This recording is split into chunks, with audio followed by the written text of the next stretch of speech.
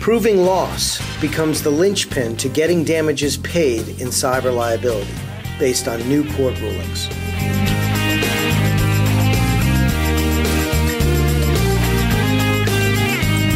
Adrian Cox of Beazley discusses the major losses that started this ball rolling at the Advisen Cyber Liability event.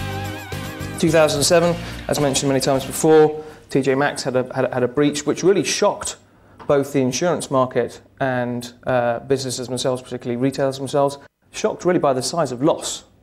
You know, insurance market tribal law holds that TJX had $40 million worth of cyber coverage. The loss itself was multiples of that. And no one was really expecting that cyber could have losses of such severity. Then, of course, you move on.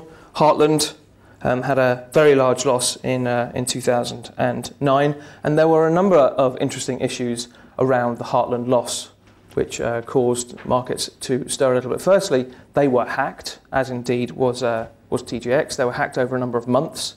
The forensic investigations were incredibly labour-intensive, extensive, and extraordinarily expensive, which rather shocked the market.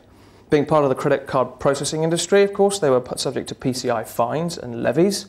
They were quite extensive, as other companies within the chain sought to recoup and defray the costs that they incurred, reissuing credit cards and so on and so forth.